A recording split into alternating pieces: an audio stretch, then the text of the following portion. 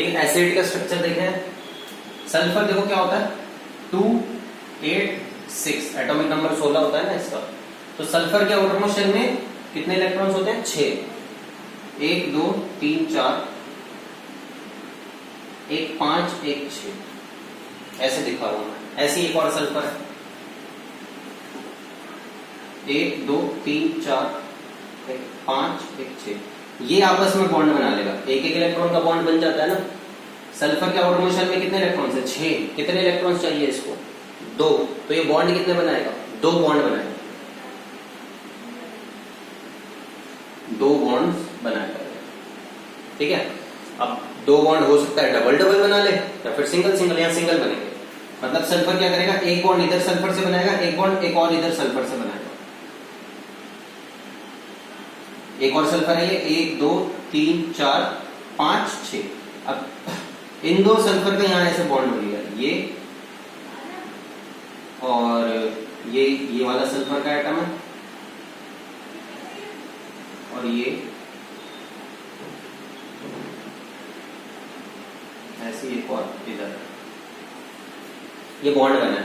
सीधा सीधा दिखाऊं इसको तो ये ऐसे करके सल्फर सल्फर सल्फर 1 2 3 4, ये तो लोन पेयर है, हट गए। ये 5 और ये 6, ऐसे इसका एक इलेक्ट्रॉन ये आएगा, इसका एक इलेक्ट्रॉन इसका ये आएगा। ये जब ऐसे बॉन्डिंग कर लेगा इसके साथ तो हो गए ना 8। ऐसे 1 1 2 3 4 5 ये रहा और 6 ये रहा, ये एक और इधर वाले से किसी से बॉन्डिंग करेगा, तो ऐसे करके ये चेन बनती जाएगी।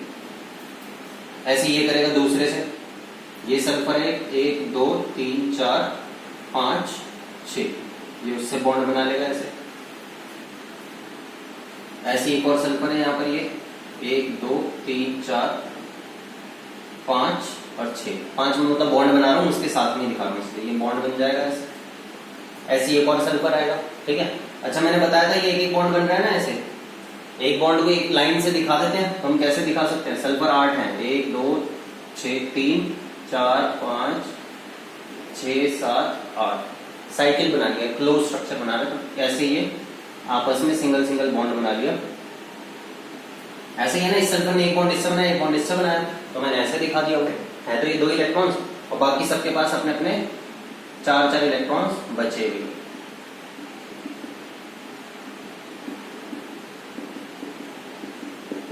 ये हमारा एसिड का स्ट्रक्चर बन गया। एसिड पूछ देते हैं हमसे, मतलब सल्फर कैटिनेशन दिखा रहा है, कार्बन के अलावा एक सल्फर ये जो थोड़ी बहुत कैटिनेशन दिखा रहा है, एसिड तक बना रहा है, तो इसलिए कार्बन लंबी लंबी चेनें बना रहे। ठीक है, सो कार्बन इतने सारे कंपाउंड्स क्यों बनाता है? क्योंकि टेट्रावैलेंसी है, एक साथ 4 बॉन्ड बना सकता है, और दूसरा कि क्या कैटिनेशन है, कार्बन अपने साथ में जुड़ जुड़ के लंबी लंबी चेन बना लेगा। ठीक है, एक कार्बन की और प्रॉपर्टी होती है एलोट्रॉपी, लेकिन ये सिर्फ कार्बन की नहीं है, अलग अलग कंपाउंड से एलोट्रॉप्स मिलते हैं। एलोट्रॉप क्या होता है? ये आइसोटोप नहीं है। एलोट्रॉप क्या होता है? कोई भी एलिमेंट डिफरेंट फिजिकल फॉर्म्स में एग्जिस्ट करे, डिफरेंट फिजिकल फॉर्म्स में, atomic number same, mass number सब सेम, सिर्फ वो जिस फॉर्म में एग्जिस्ट कर रहा है वो फॉर्म अलग है। जैसे कार्बन के 2 एलोट्रॉप्स होते हैं, एक होता है ग्रेफाइट और एक होता है डायमंड। एक तीसरा भी होता है बकमिस्टर फुलरिन।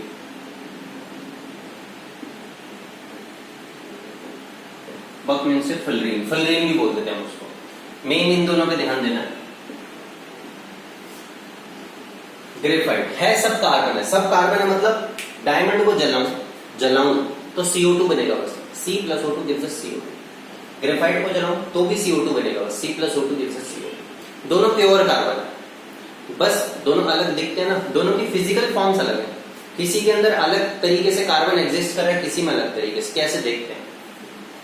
ग्रेफाइट के अंदर, जो पेंसिल के अंदर ग्रेफाइट होता है, हर एक कार्बन 3 कार्बन से जुड़ा हुआ होता है, कार्बन ही है उसके अंदर से। डायमंड के अंदर हर एक कार्बन 4 कार्बन से जुड़ा हुआ होता है। जैसे इस कार्बन पे फोकस करो, ये 4 कार्बन से जुड़ा हुआ है। यहां पे इस कार्बन पे फोकस करूं तो ये 3 कार्बन से जुड़ा हुआ है।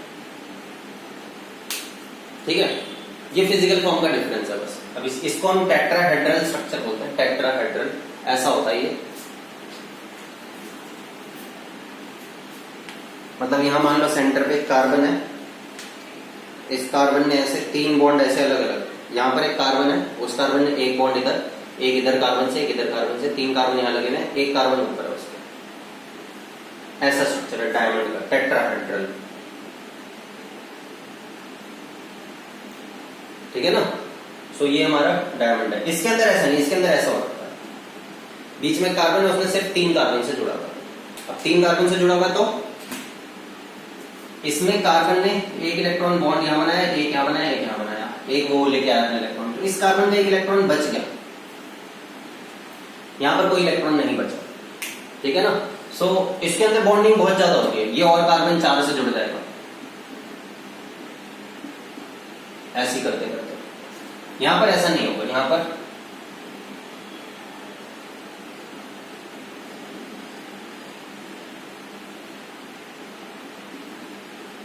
ये उसमें घुस गया अलग से। ठीक है ना।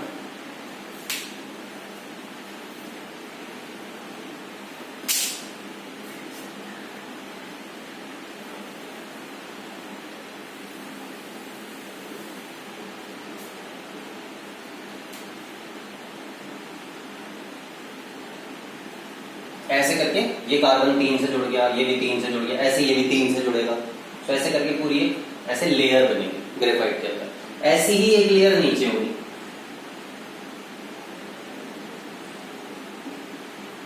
ऐसी ही एक लेयर नीचे होगी, ऐसी एक लेयर उसके नीचे होगी, और इन लेयर्स के बीच में वीक फोर्सेज होंगी। वीक फोर्सेज मतलब एक लेयर ये भी ऊपर कार्बन कार्बन कार्बन 3 बॉन्ड से जुड़ा हुआ है, एक लेयर नीचे, एक लेयर ऐसे नीचे। ठीक है ना। और इन लेयर्स के बीच में वीक फोर्सेज होंगे। तो इसकी वजह से क्या होता है, जो ग्रेफाइट होता है वो ऐसे स्लिपरी होता है।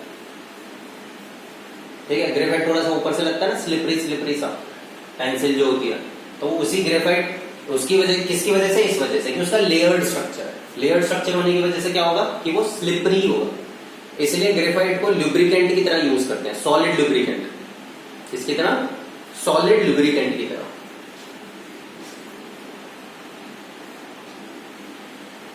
सॉलिड लुब्रिकेंट जैसे कई मशीन होती है जो बहुत हाई टेम्परेचर पे काम करती है, तो वहां पर हम तेल वगैरह यूज नहीं कर सकते क्योंकि तेल उड़ जाएगा भाप बन करके। ठीक है, तो वहां पर ग्रेफाइट लगाया जाता है। Graphite as a solid lubricant use करा जाता है। फिसलन होती है ग्रेफाइट में। ठीक है ना, पेंसिल को कभी छील के आगे से टच करके देखो तो वो होता है लुब्रिकेंट सा होता है, स्मूथ स्मूथ सा होता है। ठीक है, दूसरी एक स्पेशल कैरेक्टरिस्टिक इसकी ये याद रखना है, हमसे पूछ सकते हैं कि ग्रेफाइट क्यों यूज होता है सॉलिड लुब्रिकेंट की तरह। दूसरी, graphite is a good conductor of electricity. पढ़ा था ना हमने मेटल्स नॉन मेटल्स में, नॉन मेटल की कैरेक्टरिस्टिक कि ग्रेफाइट एक अच्छा कंडक्टर हो जाता है, एक्सेप्शन आ जाता है। तो वो कारण यह है कि ग्रेफाइट के अंदर एक फ्री इलेक्ट्रॉन है, जहां पर भी फ्री इलेक्ट्रॉन्स होंगे वहां पर चीज इलेक्ट्रिसिटी कंडक्ट करने लगेगी। तो यहाँ पे फ्री इलेक्ट्रॉन है, उसकी वजह से इट कंडक्ट्स इलेक्ट्रिसिटी। तो हमसे पूछा जाएगा क्यों है वो एक अच्छा कंडक्टर, तो हम बोलेंगे in graphite each carbon forms 3 bonds, 1 electron is left free, that's why it is a good conductor of electricity. Okay, diamond में ऐसा नहीं है। डायमंड में हर एक कार्बन 4 कार्बन से जुड़ा हुआ है, हर एक कार्बन। वहां पे बहुत ज्यादा एक्सटेंसिव कोवेलेंट बॉन्डिंग है, ये वर्ड याद रखना पूरा, cluster of words. Extensive covalent bonding है डायमंड के अंदर, इसलिए diamond is the hardest natural known substance. इतना हार्ड नेचुरल नोन सब्सटेंस है, सबसे ज्यादा हार्ड। क्यों पूछ लेंगे क्यों? क्योंकि it has extensive covalent bonding in which each carbon atom is bonded to 4 carbon atoms. ठीक है, और दूसरा, डायमंड एक पुअर कंडक्टर ऑफ इलेक्ट्रिसिटी क्यों है, वो तुम खुद जान सकते हो कि वो क्यों है पुअर कंडक्टर ऑफ इलेक्ट्रिसिटी। क्यों? क्योंकि उसके अंदर हर एक कार्बन के 4 बॉन्ड्स बने हुए, कोई इलेक्ट्रॉन फ्री नहीं है। ठीक है, ऐसे ही बकमिंस्टर फलिन होता है, हमें देखना नहीं है इतना, सिर्फ याद रखना ये भी एक एलोट्रोप है कार्बन का। इसके अंदर कार्बन फुटबॉल लाइक स्ट्रक्चर होता है, जैसे ये ऐसा बना है, ऐसा बना है, कार्बन कार्बन जुड़ जुड़ करके कैसे स्फेरिकल शेप बना दो। ठीक है, तो ये हो गया हमारा एलोट्रॉपी भी हो गई, वर्सेटाइल नेचर ऑफ कार्बन हो गया, बॉन्डिंग इन कार्बन कंपाउंड्स हो गया, होमोलोगस सीरीज भी हो गई। तो चैप्टर खत्म हो गया, इतना ही है, मतलब बाकी बहुत सारा था इस चैप्टर के अंदर, कट चुका है।